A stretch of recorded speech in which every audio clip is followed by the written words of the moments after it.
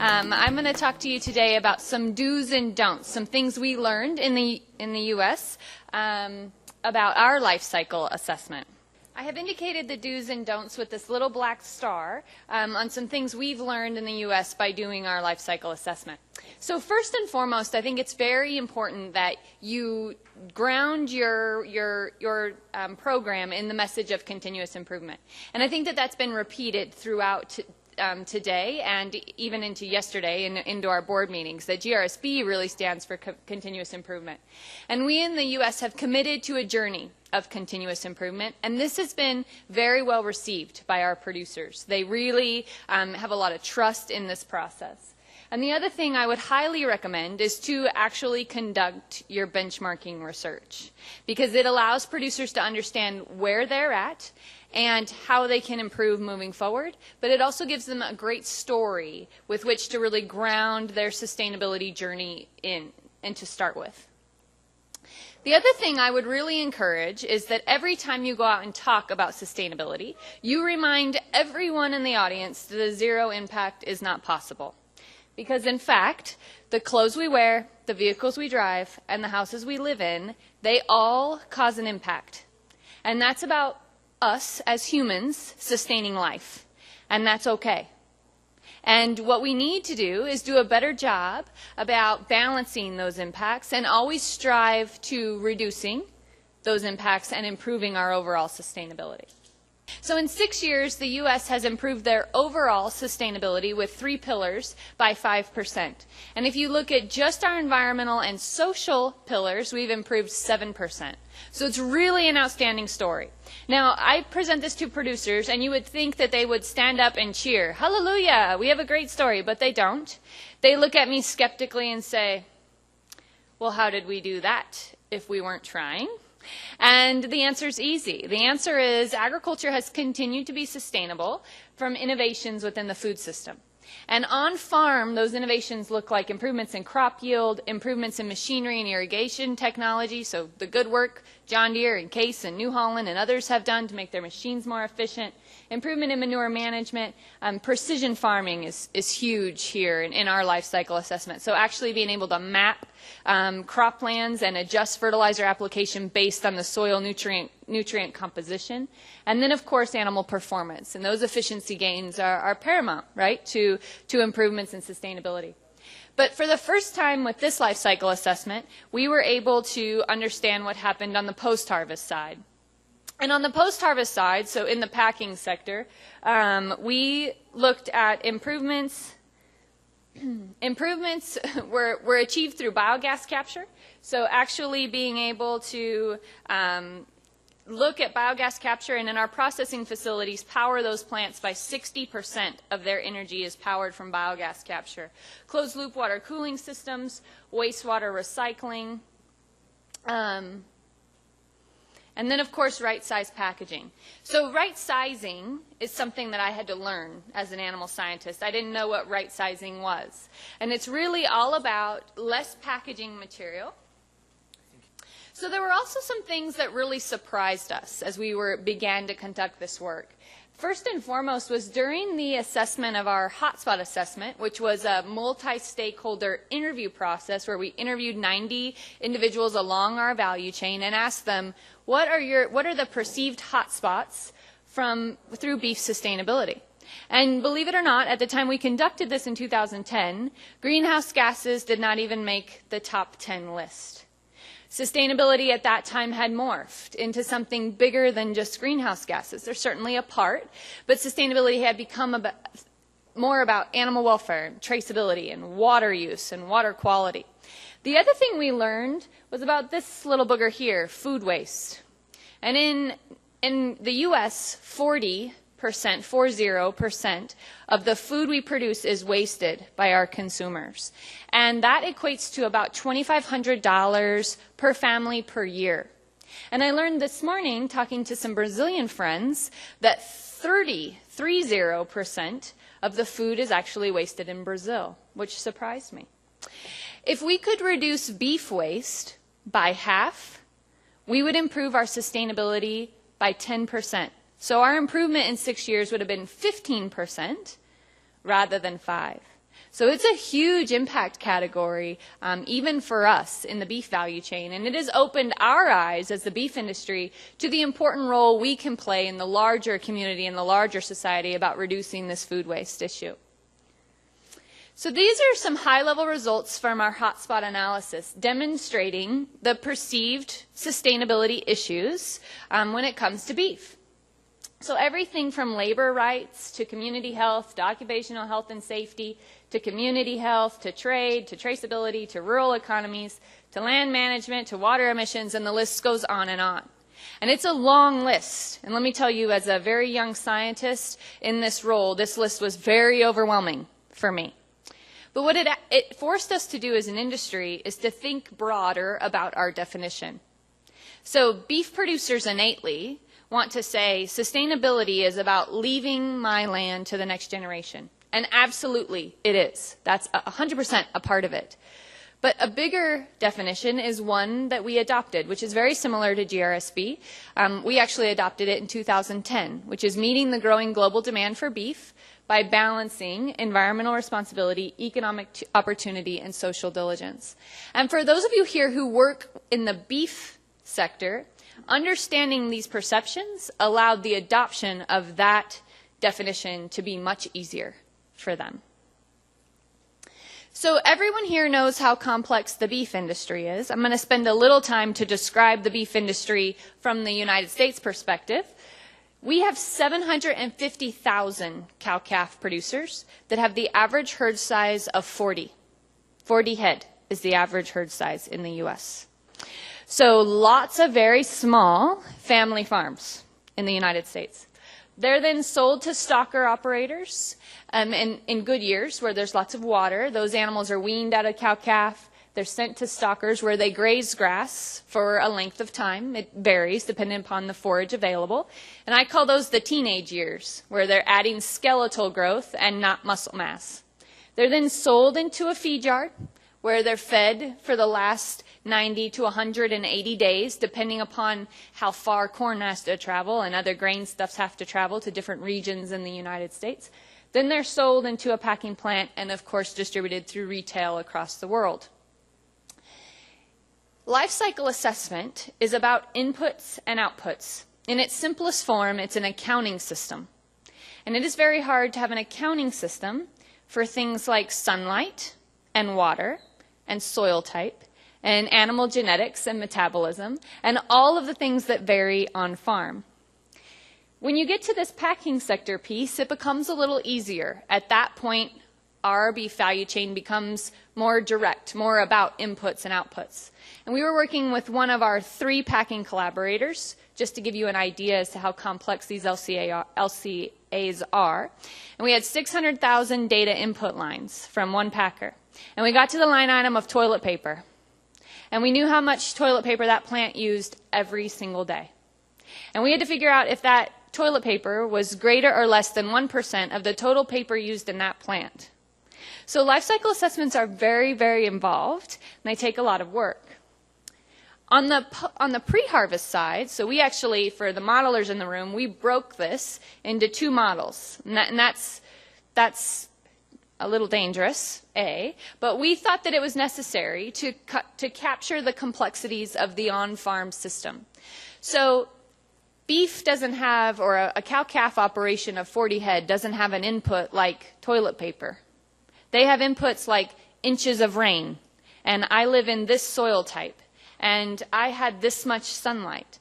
So we needed models that were based in mathematical equations where we could take 25 years of data, weather data, looked at every single minute, and add that data, that input data, into a larger, more robust model that uses math to predict how much forage may grow, how much that cow may eat, how much the birth of her calf may be, then how fast that calf is going to grow, how much milk she's going to be able to provide, et cetera, to really understand the inputs of the actual on-farm system. We then combine that model with the post-harvest sector of our business and use the eco-efficiency model, which is a BASF model, to get our larger data. When you step back and look at the data, very high level, this is a great graph because it's a way to see all three elements of sustainability in one fairly simple chart. So down here we have the economic opportunity, which in this case is measured in consumer price because the entire value chain is included here. And from an economic perspective, consumer price would be the end, right, of that entire value chain. On the y-axis, we have environmental and social impact, and that's normalized.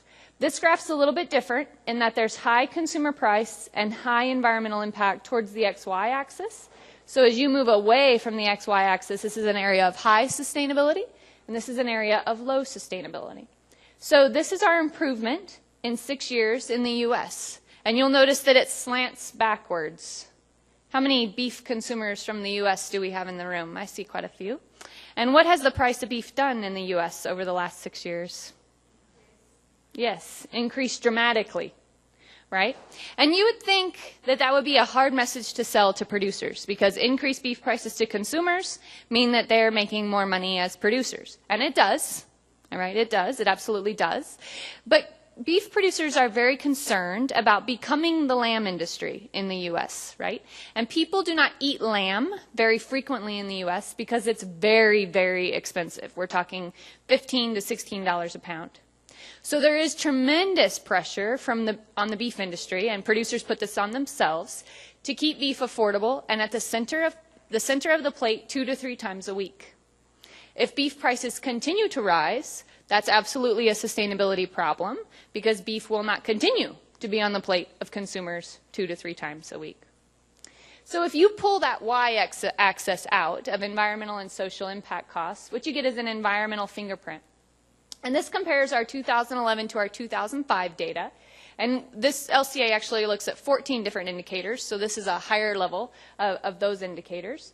And it looks at resource use, land use, water use, energy use, emissions, and it's emissions to air, water, and soil. And then 2 social categories. These are the only 2 social categories that are ISO certified at the moment: toxicity potential and occupational illnesses and accidents.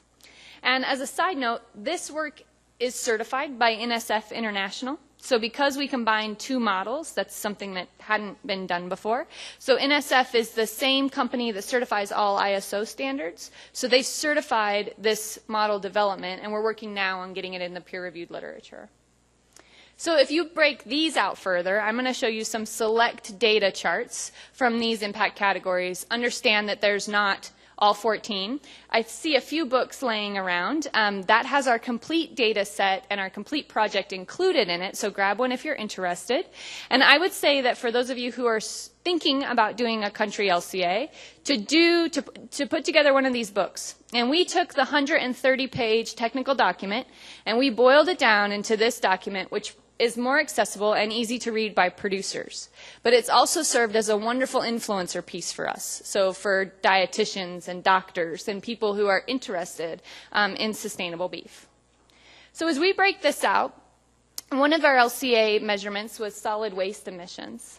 And you can see we're comparing 2005 to 2011. And notably, the largest impact is happening on farm with solid waste emissions. And that should surprise most of you because you don't think about a farm or a ranch creating a lot of waste or trash, right? Because this goes into a landfill. But in fact, because of our use of feed and the manufacturing of fertilizer, during the manufacturing of fertilizer, a relatively large proportion goes into the landfill. So that's what we have to account for on farm because we're fertilizer users. You can see, though, that all of the other sectors also contribute to our solid waste emissions. So here's just the importance of doing a full life cycle assessment from farm all the way to the consumer. This is a great way for a producer never to feel 100% burdened by the load. And for a successful sustainability initiative, that's very, very important. So we have a great story here to tell. We've been able to reduce our emissions to soil and solid waste by 7% based on this LCA. So greenhouse gases are obviously a major concern in sustainability. Should surprise no one here that the largest percentage of the carbon footprint is coming from on-farm. That's coming from enteric fermentation of our ruminant animals. But interestingly enough, there's actually a larger percentage coming from retailer and consumer than most people would expect. And that's from leaking refrigerants. Right? And we know that refrigerants have a very high global warming potential, those molecules. And so their contribution to the carbon footprint is higher, say, than 1 molecule of methane. We have a great story here to tell. We've been able to reduce greenhouse gas emissions by 2% in 6 years. Acidification potential is acid rain formation. And in the beef industry, our biggest concern is ammonia. The largest percentage is coming from on-farm, and while most probably assume that 90% of that is coming from the feedlot, that's actually incorrect. Only about half of that comes from the feedlot. The other half comes from the cow-calf sector. So actually depositing that manure and then the urine on that manure, even in a pasture setting, can cause ammonia emissions. We've been able to reduce our acidification potential by 3% in the beef industry, actually by feeding distillers grains, which sounds counterintuitive because when we feed distillers grains on a feed yard, our nitrogen emissions actually go up. But from an allocation standpoint, NSF agreed that we keep distillers grains out of the landfill, and there is actually less emissions coming from our feed yards than there would be coming from the landfill. So that's an allocation rule that actually went in beef's favor. So that was a nice thing from a byproduct feed that we were able to achieve. Water emissions are very important, and the majority of them come from on-farm. And this is always my opportunity to speak as a biologist. No biological system is 100% efficient. There will always be inefficiencies. And on farm, we will always have leaching. Okay, so here is the great story about continuous improvement. Most of this is coming from changes that our farmers, are implementing on their farms. And we have a great story here to tell that we've been able to reduce our emissions to water by 10%. Occupational illnesses and accidents is a wonderful story, and I would recommend everyone does it because it gives us tremendous credibility in audiences that we would never think would care about beef sustainability. But there are a lot of audiences that care about people. As a matter of fact, every audience cares about people. So occupational illnesses and accidents in our model also includes an animal welfare component and a food safety component. We looked at third-party audits of processors as our animal welfare indicator measurement. And we've seen dramatic reductions along the sector in occupational illnesses and accidents, which actually achieved 32% improvement. So really a fantastic story. Land use is difficult in LCA because LCAs don't understand or can't necessarily comprehend complex ecosystems like biodiversity or carbon sequestration or forage growth. So the way that we have to look at land use right now until the scientists like me and Dr. Matlock catch up, is land is from an efficiency standpoint. Okay, so you produce more beef on less land is how land is looked at in this particular LCA. And we've been able to do that with a 4% improvement. Energy consumption, I wanted to show this to you mostly as a way to demonstrate that LCAs can be tricky. So when you look at energy consumption and you see the large majority of it falling on farm, you think to yourself, oh, that's interesting, because farms don't feel like they use a lot of energy. But in fact, in the LCA world, you have to account for what's called embodied energy. So they actually take into account that you could burn the corn instead of feed it to cattle. And that difference in that efficient use of corn, well, efficient in the sense of energy, is considered embodied energy. So in that sense, on-farm has the highest impact. We've still been able to reduce this by 2%, and I have one more slide to show you. This is the total of the embodied energy from corn. Now, if you focus on non-renewable energy, which is actually something we can control, it's like switching on and off a light, a third of that is owned by the consumer. So our stoves and our refrigerators are not very efficient in our big homes. Or my husband and I, we live in a 22,000 square foot home. We actually wanted something smaller and couldn't find it. And there's 2 of us that live there. That's not very efficient from an energy standpoint. And in fact, it shows up in a beef LCA, which is very interesting. So in my take-home messages here are that LCAs can't tell you everything. They're a great tool, a fantastic tool. I would recommend every country do one because it gets you started. It's a wonderful benchmark. But they don't always give you the complete story. And there may be rules or standards that don't easily apply to beef, quite frankly. The other thing to remember is that beef is very complex. So grazing and ecosystems and byproducts and embodied energy, all of that is an important part of our system. But LCAs are, remember, simple accounting tools, really, of inputs and outputs. So don't expect it to be the holy grail. Expect it to be one set of a tool in a larger, more comprehensive sustainability program for your industry. There's also some don'ts. And there was a question earlier if this was the same as a social license, and I would say a social license is not the same as a social life cycle assessment. So let me be very clear about that. But social indicators, there's really only one LCA, and it's a European LCA for social sustainability. And we tried to use it. And we spent a lot of time and wasted almost $150,000 doing this. So I would not recommend anyone else do this until they're further developed. But the European model was very difficult in the U.S., and I have a very easy example of the vacation or holiday schedule in the U.S. or in Europe. They get much more time off as employees than we do in the United States. And so even though an organization or a company may give ample time off in the United States, they were below performance in the European model. So just an example. The other problem is in the United States, we don't collect social data like they do in Europe. And we actually started to build social life cycle assessment databases or indicator databases for coal and gas as beef producers. And so it was very, very challenging, it was very complex, and it was not worth it in the end. So if you're starting one of these, don't do that, at least not yet. The second thing that we actually learned from our dairy industry in the U.S. is not to send surveys first. So to collect or to present data based on an industry, the initial response as an academic, myself included, is, well, I have to understand what the data set is before I can model it. And so we want to send surveys out to every single one of our producers and ask them to give us all of their input parameters. And when they see the survey, they go, sustainability? And you want me to send you data? No, I'm not doing that. They do not want to participate. So I would recommend following a similar model we did. We used the U.S. Meat Animal Research Center, which is the largest meat animal research center in the United States, as our benchmarking data. I've been on the road for the last 2 years talking about this with producers.